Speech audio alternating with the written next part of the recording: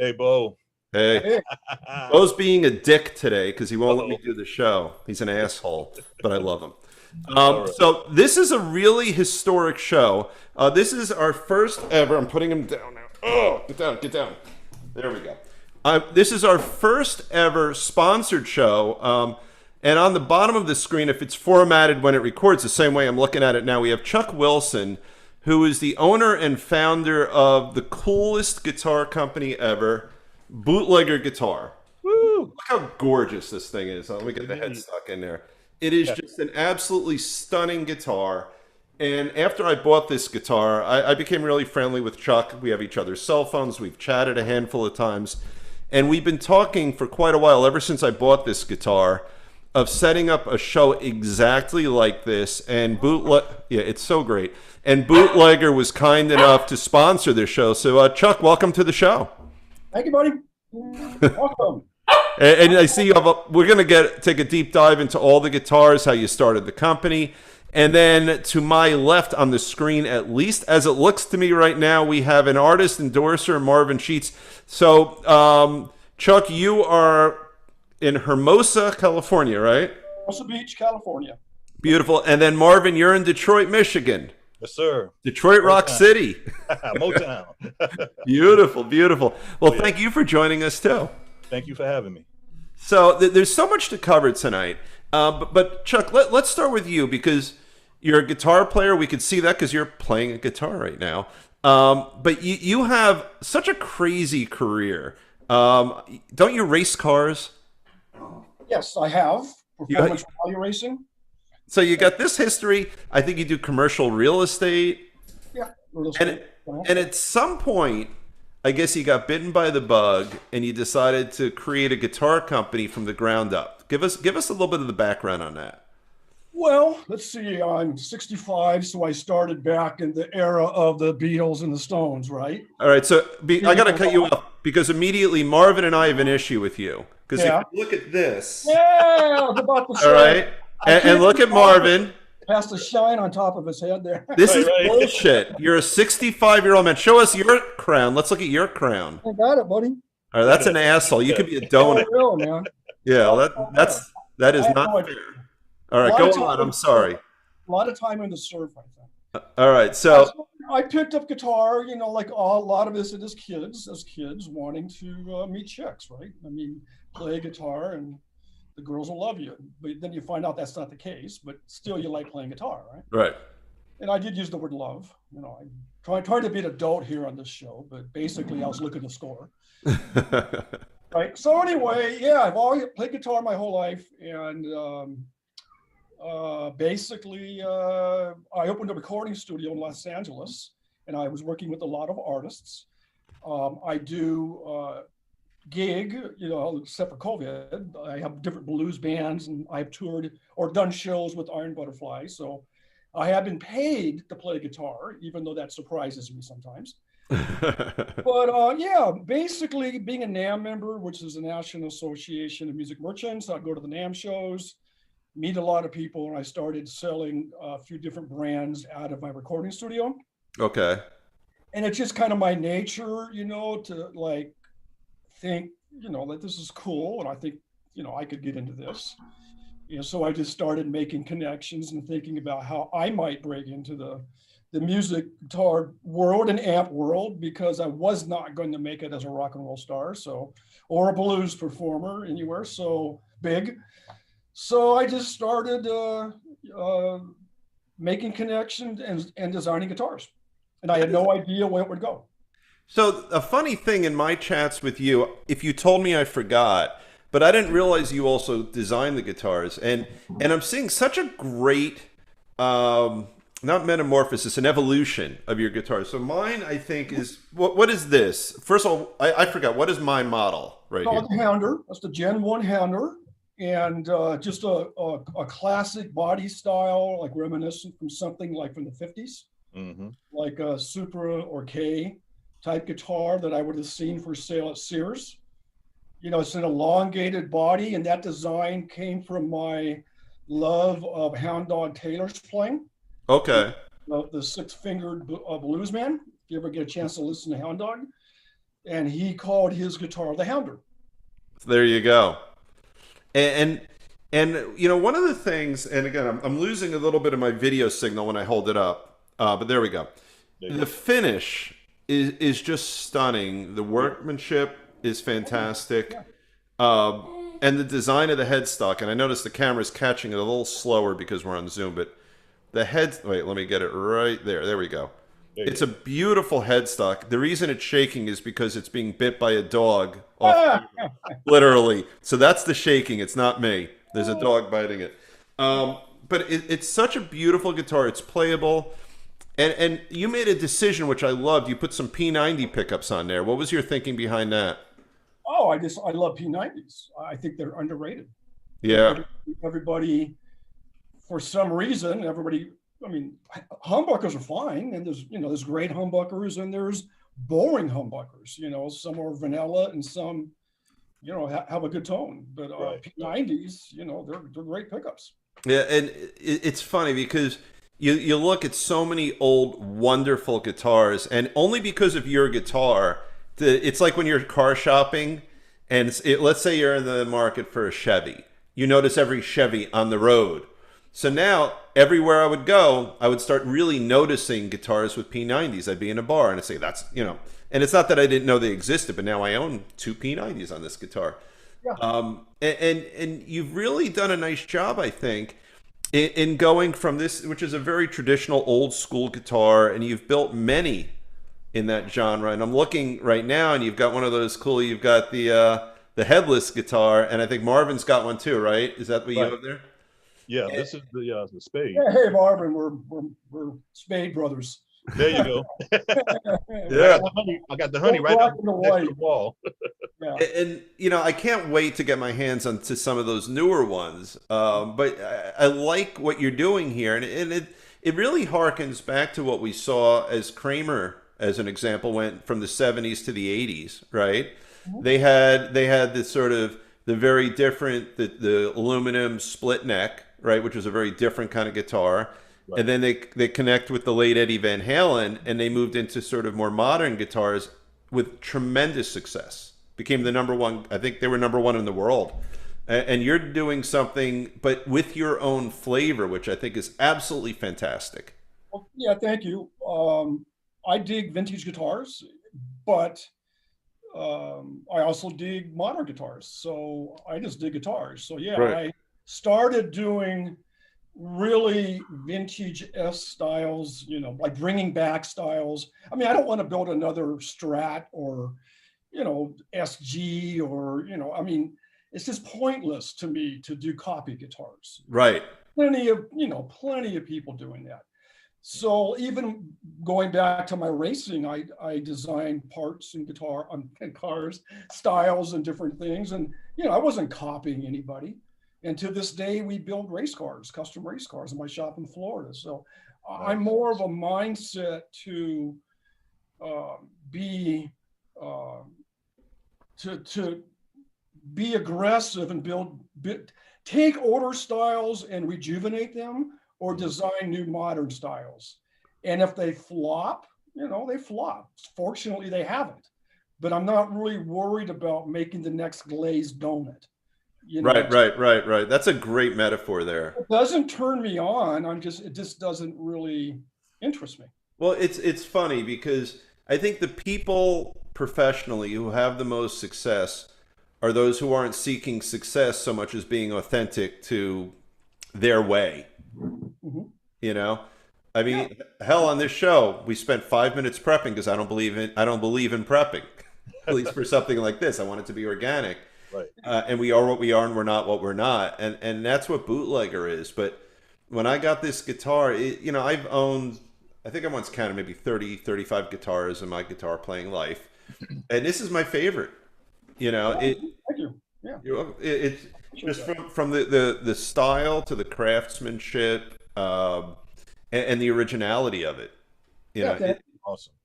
I'll take, part of that credit, but I work with really good engineers. So it's one thing to take a pencil and draw something out. Right. This is my idea. I have a great relationship with Mr. Ken Kim and Muse Inc. in South Korea, who I met at NAMM. Right. And he's got wonderful engineers. So he takes my ideas and designs and turns them into something that's a musical instrument. That's Not really, engineers. I mean, I'm not an engineer. right, right. But that's okay. You're the idea guy. Yeah, Right. I can count the frets. I know the basics. But basically, I'm drawing something, and he's saying, "Yeah, I see what you're drawing. Here's how we can make it work." Right. Or he might say to you, you know what you're drawing won't work. Oh, that's happened many times. I'm sure, yeah. And that's cool. Late night sketch, send it over. He's like, "What the hell are you talking about?" Right. And that's good.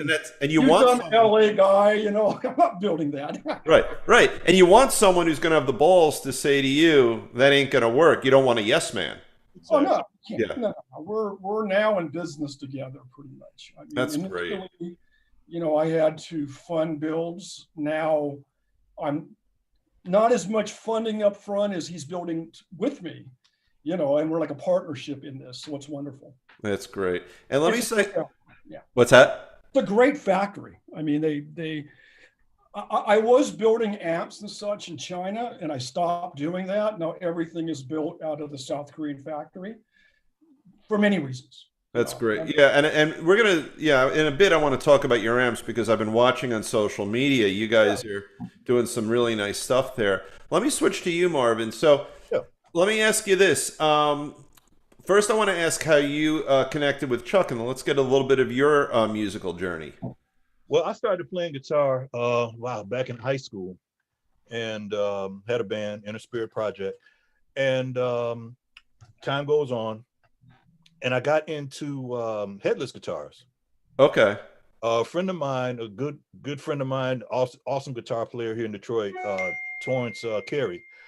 We had went to my cousin's get together, and he said, bring your guitars. I said, okay, we're gonna have a jam session, right? Right. And so Torrance brought his, and it was a Steinberger. Right. That's what yeah, headless guitar. I'm like, what is this? And everybody else had headstocks on their guitars. He was only different. He was the only one that was a little bit different. Right. Said, was it a bass or was it a guitar? It was a guitar. Because the bass is what made it popular, the Steinberger first, right? You're absolutely right. Yeah, You're absolutely right. They came out with the basses, and then the guitars were made, and everybody started gravitating to the guitars. And so I played it. I said, "Oh my God, I love this thing, man. Can I have it?" He said, "No, you can't have it." Can I have it? He wouldn't let me have it, but he let me play it. Wait, Chuck. Can Marvin and I each have all those guitars that are on your wall? They look kind of pretty. I know that's right. Well, Bootlegger has a price for everything, so we can talk. So you fall in love with the headless Steinberger, which is an incredibly iconic guitar. Absolutely. And then I started a page on Facebook called Headless Guitar Society, where everybody who has a headless guitar can go to that site and see other headless guitars. And so I said, I want another headless guitar because I had like 2 of them, right? And so I said, I'm looking for something different. Okay. And so I ran across Bootlegger. I'm like, oh my God, this is something different. And I love the body style. I needed something small because I have a lower back problem. My L5 is ruptured. Wow. Yeah, and I needed something that wasn't heavy. Yeah. Something that was ergonomic, and this was it. I said it's different. I'm seeing the way you're holding it. That looks like it weighs nothing. Unless you're incredibly powerful, you might be really powerful. Well, I am powerful, but no. This is really light. It's a really light guitar, and that's beautiful. What I love about it. Because I have this one, and I have. Look at that! Oh man, that's my style right there. That is. I mean, I love them both, but I love the two-tone of the sort of the off-white. That's beautiful. Yeah. So both of them, it's the same weight, And so I just fell in love with it. And so I was able to call Chuck and say, hey man, I love your guitars, and what you're doing is a little bit different than what other people are doing, He walks his own path. Exactly. He walks his own path. And that's what attracted me to, him and his guitars and stuff, So we talked for Chuck, I think for an hour. Oh yeah, man. Yeah, we talked for like an hour, man. And then we met actually. Nam you met or before that? No, actually I couldn't make it to NAMM, But Did I say it wrong? Did I say it wrong on my show? I said nom. no, that's okay. That's Oh, I okay. almost went there too. But no, we met actually. My wife and I, we were going on a vacation, Okay. and just happened to be in California. I said, "Well, Chuck, can we hook up some kind of way, man?" He said, "Yeah, let's make it happen."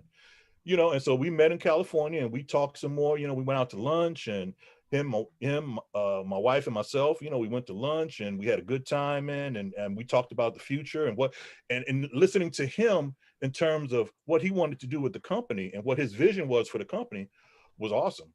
Well, I that's mean, great. I don't want to make $1 million. It'd be nice if I could, but he said, I just want to make good guitars, and I respect that, man. Yeah, it's that's to me, it's the formula for success that sometimes does and sometimes doesn't overlap with monetary, but it's not about that. Mm-hmm. It's not about that.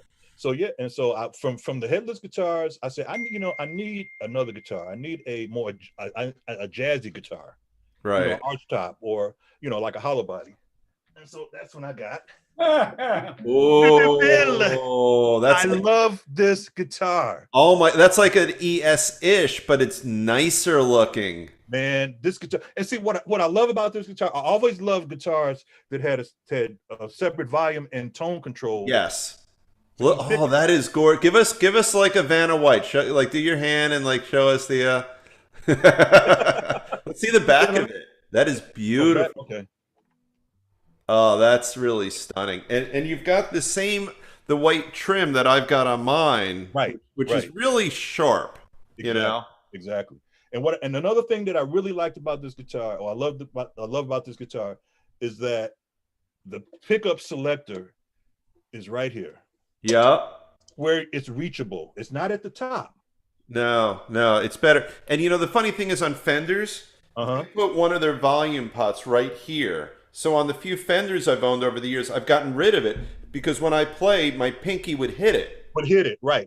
You get nice clearance on the bootleggers, so you don't have that issue. But it's very convenient. When in case I had to play today, I practiced a bit, and I was playing with my toggle on here, and I was appreciative of how easy it was in terms of access. Absolutely. So you've got two humbuckers on that guitar, right? Yeah, 2 humbuckers. Yep. And it's a classic guitar. What's that? That's a classic, like a jazz style. Yeah. So you definitely want the 2 humbuckers. How is it? Let me see how thick the body is on that. Oh man! That's a nice. That's so thin. It's nice. And it's skinny. Yes, it's skinny and it's light. I mean, I can hold this thing, like I said, with my bad back. I can hold this thing and be comfortable and play in a comfortable position, standing or sitting. So I'm excited about it, man. Oh, that's a beautiful guitar. It really is. And the thing is, what really grabbed me, and I've already showcased my bootlegger guitar in a few Guitar Tales episodes. Okay. I actually just had it on stage a few times when we were in the studio. Right.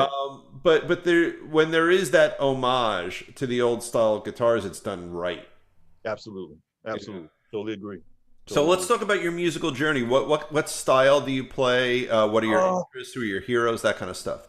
Well, because being here in Detroit, I started out with the Motown thing and Temptations and Aretha Franklin, and then I kind of got into rock, got heavy into rock. Jimi Hendrix, that was my idol. Jimi Hendrix, Ernie Isley, all the rock cats, and started doing that. Started a band again, In a Spirit Project, or back then it was In a Spirit, but then we started doing rock. Everybody else was doing rhythm and blues and right, stuff like that. But we got into rock and really was doing Deep Purple and Rush, those groups. Then we gravitated toward fusion, jazz rock, Tony King Williams. Crimson kind of stuff. You got it, King Crimson, and Alan Holdsworth. One of my favorite guitar players, late Alan Holdsworth. Started getting into real complicated and complex modes and scales and things like that. And so like my band now, we do a little bit of everything. We do, because every member of the band has their own kind of genre, right? And so we incorporate all of that. So I'm more of a fusion, jazz, rock cat. I'm still trying to learn my jazz. Jazz ain't easy. No, yeah, sure not. but I'm still trying to learn my jazz and stuff like that. But we kind of encompass a lot of different types of genres of music: jazz, rock, fusion, Christian. We play in church, and we just kind of cover a lot of basics here. Trying to work on our CD. I'm building a home studio. In the process of doing that, that's kind of where, let me see, where am I? Over here, back over here somewhere. But anyway, it's over here. It's going to be in my living room. So I'm building a home studio, and we're going to start recording our CD and stuff like that and get it out. Now, I'm going to give you one more sort of line of questions, and we're going to toggle back to Chuck a little bit. I'm asking all of the artists we have on the show, and I found a lot of similarities. It's like doing a focus group. How has COVID been with regard to your artistic sensibilities? Yeah, I'm going to jump on Marvin for a second. Marvin? Okay. Yeah. I'm going to answer part of that because I'm so jealous watching all of your COVID jams. I don't know what you got going out there, but it's not happening out here. I know, man. I know. A friend of mine, my keyboardist, he wanted to, because of COVID, he wanted to do something on his porch, like a jazz thing where he invited. Man, it's awesome.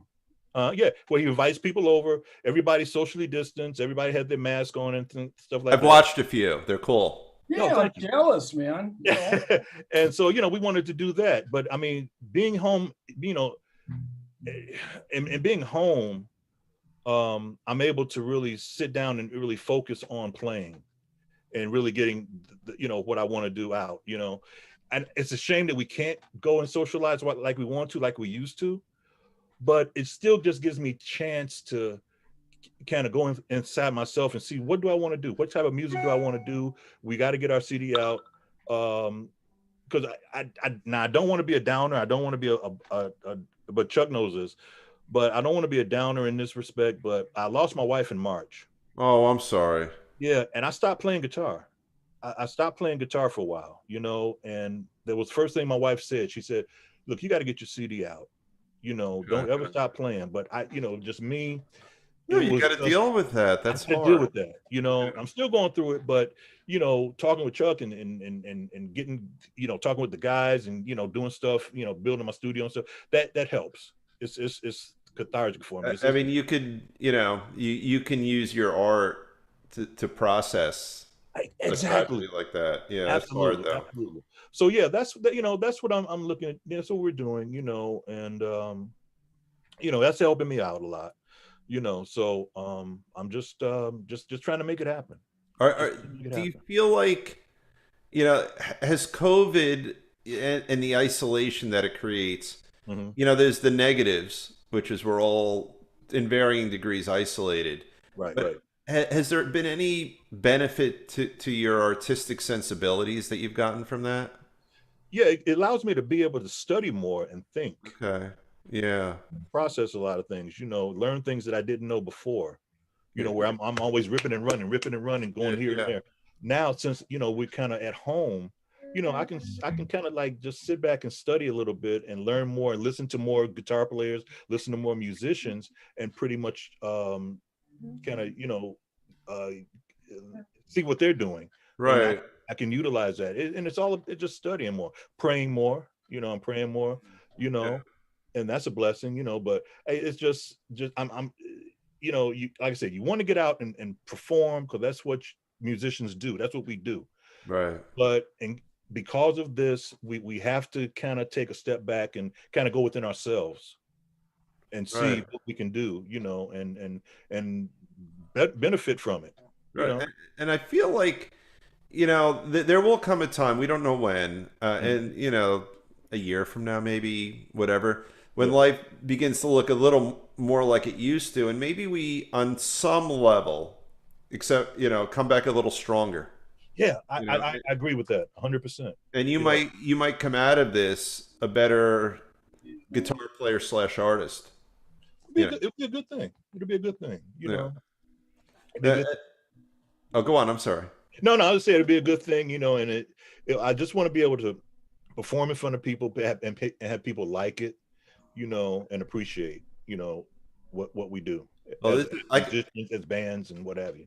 I could already tell why you and Chuck do so well together, because you guys are both true to your respective callings, and Absolutely. It's really nice. And Chuck, let me go back to you now. Unless I'm interrupting your jam. That's what I just do all the time, man. I have a hard time not fiddling on a guitar. Yeah. And for what it's worth, I'm not masturbating under the desk right now, just so you guys know. You know, Right. Right. I was going to, but then that whole thing with Tobin came out, and I thought I better not, just in case. Borat. Um, but all kidding aside, so how is COVID, if at all, impacting upon your business? People tell me that the guitar business is booming. You know, like the big companies. I get the calls all the time. Oh man, you must be selling 1,000 guitars a week, because all I read about is how hot the guitar business is. And Right. the answer for Bootlegger is, I would say that we're a little bit busier than normal. Okay. Nothing to complain about. I've never really look at sales as a factor of success. So if I'm shipping like 5 or 6 guitars a week, that's pretty cool. If I'm talking to 10 or 20, new people that never knew about Bootlegger a week, that's kind of how I gauge it. Because I do take direct calls. My phone number's on the website and stuff, so guys can call me. I felt special until you just said that. What's that? I felt special until you just said that. Oh yeah. Well, I do have your number on my cell phone stored. So. All right, I feel better. And I got Marvin's too. And by the way, Marvin's a great friend. Marvin's not just an artist. I met him through Bootlegger, but right. Marvin's a special guy. He's a friend. Oh, thank you. I'm getting that vibe. Marvin's very, very talented in a lot of different directions, and his wife is. Don't listen to him. Don't listen to him. Yeah, I hear your music, so I'm jealous. I would say it's kind of funny because the Spade here that I'm holding is not designed as a travel guitar, but it's very popular as a travel guitar. I would think, yeah. Here I am sitting on a classic travel guitar. No one's traveling. Yeah, I mean, it's probably 8 or 9 inches shorter than, let's say, this one, right? Easily, and it's like 6 pounds max, and so if you want to take it on a flight, it's tremendous. Right. But I love it just because I can just sit back and jam on it with horrible posture. Any classical instructor would hate me. Right. But, you can just kick back with it and just. It looks very comfortable. Let me say something too. Real quick. Yeah. When I got the guitar, okay, I'm expecting, this cheap gig bag, that they send it in and, you unbox it and you got this cheap. Oh yeah. Man, this guitar came in a case. Nice. A case, large enough to fit the guitar. But it's smaller than a normal case, I guess. Yeah, right. I mean, a serious case, a very protective case. But now we have gig bags that if, it's an option that people want a gig bag for their Spade, they can get that. But I was impressed. And when we had, and also too, I know you want to get back to Chuck. No, it's cool. Real quick. I also have here, I do the guitar photo shoot every year for all the guitar players here in Detroit, Michigan. Okay. And I took my guitar, I took my Bootlegger, and they saw the case. They said, "Oh my God, I never seen a case." Usually I'm looking at gig bags, right? But I've never seen a case for a headless guitar. I say, it's a Bootlegger, baby. Oh, that's great. Well, here's one thing that's sort of occurring to me, and I'm pulling it from what Chuck just said. Mm-hmm. So we've got this great boutique company that is only focused on the love of the instrument. That sells 5, 6, 7 a month or a week or what have you. Yeah. So what's really cool is that we've got a pretty good viewership here on Guitar Tales. So if someone wants to get a really, really unique guitar, and mine was dumb luck. I didn't buy it from you. I bought it from Facebook Marketplace, and it was pretty funny. There was a guy about my age, and he said he's in trouble with his wife. He has about 15 too many guitars, and she made him unload some. And it was so funny. It was like a drug deal with a nerd because I got the wrong wife. Yeah, right. Well, yeah. Speaking to a divorced guy, but so I met him in a parking lot to do my guitar deal. Oh, by a Starbucks. But I fell in love with the look of it when I saw a picture. I'm like, holy shit, that's a gorgeous guitar. So that's how I happened upon it. So I got lucky and I got this beautiful guitar. But if someone is interested in Bootlegger, and I'm gonna, you know, we don't have fancy graphics unless we're in the studio, and this is not a studio show, so we're gonna talk about how to find Bootlegger. But what's really cool is that if someone's interested in Bootlegger, first of all, from a financial point of view, these are reachable guitars. But you can have a guitar that is really unique and crafted in a loving way. Absolutely. You know, and I jam with some guys in Princeton, New Jersey, and when I show up with this guitar, like, what the hell is that? Like, they're intrigued by it because it's different, it's interesting, and it sounds and plays great. So I think it's really neat, and that little number you shared with me was telling, because in a good way, in that, you know, you could walk, and there's nothing wrong with Guitar Center, it's great, but you could walk into Guitar Center and you could buy a guitar that, you know, 40,000 of your closest friends also own. Or you could buy a guitar that, you know, not that many people own, but it's really lovingly crafted. That's the thing. Like, I like stuff, you know, like we spent a lot of time on Guitar Tales talking about stuff. And I love to look at the way the neck connects to the body and the workmanship. And these guitars are lovingly crafted. And I think that's really cool. And you know, one thing you didn't hear Chuck talk about is how much money he wants to make, because that's not what's driving him. Right. Well, my wife's not hearing this, so that's. You better not let... I can agree with that. Unless she sees the show. Right. Yeah, she'd be like, "What do you mean you're doing all this work for, you know?"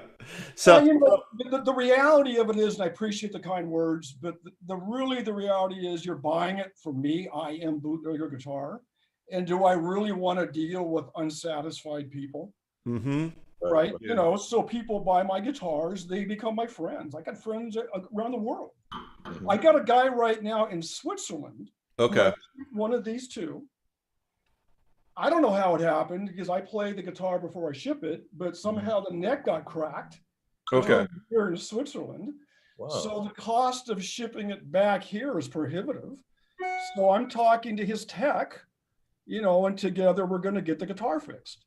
You know, I'm going to lose a ton, but I got a really happy guy in Switzerland. Right. You know, so that's all it isn't, if you're building a business, it's about a lot of people who are like, hey man, Bootlegger's cool. Right. And the other thing is, like the Guitar Center story, I hosted blues jams for years. Like I said, I owned a recording studio. I'm a gigging guitar player. There are some guys that will only play something that makes them feel like they got, like ACD would say, big balls. Right. They're not playing a Strat or a Les Paul, and I'm not knocking those guitars. Right. Then they don't feel that, and I have a Les Paul signed to me by Les Paul guitar. I'm not knocking it, but they feel like if they're not playing that, then they're lacking, or you know, they can't get up on stage and play the blues or rock. They're not bootleggers. You know, the guys that buy my guitars realize that, man, they're getting something uniquely different that can be theirs, and they have to have the confidence in themselves to say, I can make this my own. Right. But, absolutely. By the way, I just got a text from Marvin. He wanted to know if you would give him the Les Paul signed guitar. Wait a minute. Oh, go get it. Let's take a look. Yeah, let's take a look. Belly right now. There you go. Oh, look at that. Oh, nice. So that's not a recent one, is it? No, very old. Yeah, that looks really old. There's a whole story to this. I got it from my recording studio connections. Oh man. I'm looking at the heads for the pots, and those look like old plastic on there. Oh, it's a piece of crap guitar. I hate to say that. It's an Epiphone. It's not a quality guitar. Oh, okay. But it's Les signed it to me. Yeah. Right. Marvin just texted me. He doesn't want a piece of that guitar anymore. It's right here. I apologize to all the Eps and lovers out there. Yeah. The guitar is not in good condition, but it's in my museum, and it was signed by Les. Signed by Les Paul. And I got a picture. No, that's huge. Did you guys ever see that commercial he did that was all over the internet? Huh. It's like some young guy's playing guitar, and then he says, "Hey, let me try it out." No one knows who he is, and then he plays a few really great licks, and then someone says, "Hey, that's Les Paul," or he's playing a Les Paul. Did you see that? I haven't seen that one. It's I YouTube worthy. Like it's a good. I'll try to. I'll send it. I have your emails. I'll send it to you guys. But it's like a great little TV spot where the younger guys don't really know who he is. Yeah. You know, like you ever play a Les Paul, and then they find out at the end of the commercial he is Les Paul. He is Les Paul. Yeah, Wow. that's pretty Now, cool. have you guys seen Eddie Van Halen's tribute to Les Paul? He's playing in front of Les Paul. Check that out. Oh, Eddie that. Van Halen, I guess it can be Eddie Van Halen Les Paul tribute or something.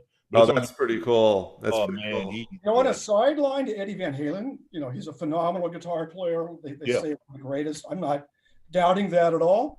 Not necessarily my taste in guitar playing, but he's a wicked guitar player. Right. He was a better musician than he was a guitar player.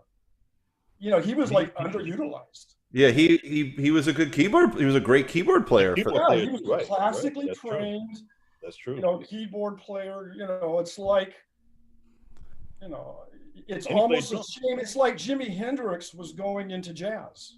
Yeah. Right. And so we lost Jimmy, I mean, how 29. amazing, Yeah. how amazing would have that been? Oh, that would have been Wes crazy. Montgomery he was a big Wes Montgomery fan. That's He got a lot the. of clicks. There's a bunch of people we could sort of speculate as to what they would have become. Oh man. If they hadn't passed. We lost. If Eddie got into like writing performing classical guitar music on electric, that would have been. Hey, so let me ask you guys this. So, our publicist, Scott Guitarist Engel, just put something on social media. When we did a show with him, he was talking about whether or not cover bands should play Eruption.